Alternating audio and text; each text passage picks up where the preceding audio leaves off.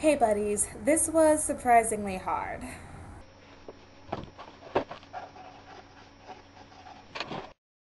Whenever I'm writing a blog, I think things that I say are going to be interesting and clever and quippy, but rereading them, it's like, who cares?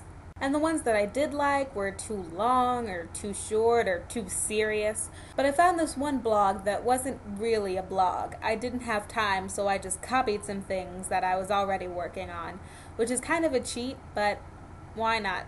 This is a little vignette I wrote about blogging for my nonfiction assignment. I have a blog. No one knows about it.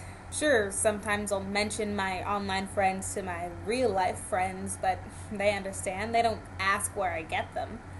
There are plenty of people on the site that host my blog, but I only really talk to 3 of them.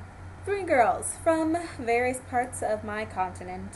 Talk about my crazy friends, how much I hate some of my classes. They're the first people to get an in-depth look at what goes on inside my head.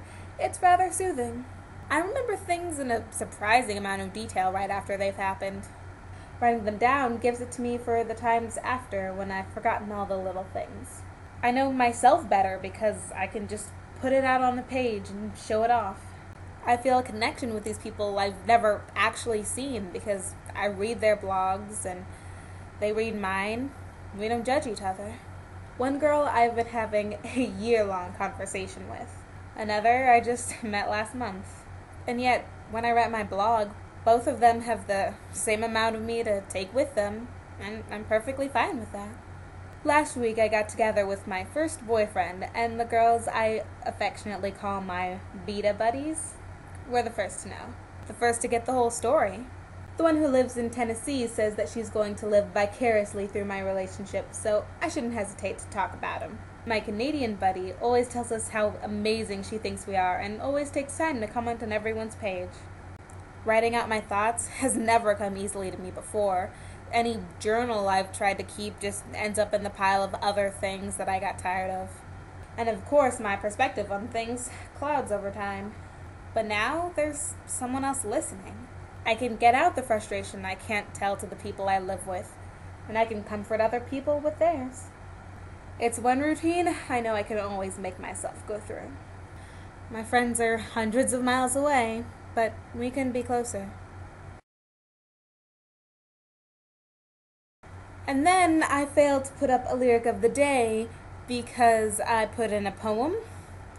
You can listen to that poem in this video right there. So girls, hey, remember the rules at the beginning? 'Cause I did. And it said that we are allowed to miss 1 video a month without punishment. Silly as I'm going to go crazy, I need to ace this test, so I'm going to study continuously. No video thing? Yeah, that's okay. She actually doesn't need to be punished. Sorry about the confusion. And I watched When Harry Met Sally, and it was glorious. It was everything one could hope for in a movie about love. Really wish I had a blender so I could blend something for this challenge, but unfortunately, I don't. Sorry, girls. I hope you had fun with that little blast from the past. My recommendation is, you know what? Seeing as we're doing blogs, I think my recommendation is going to be a lyric of the day, or a song of the day, and I'm going to say Simon Curtis. You're Diablo, Diablo, Diablo, Diablo. Diablo. Julia, I will see you tomorrow.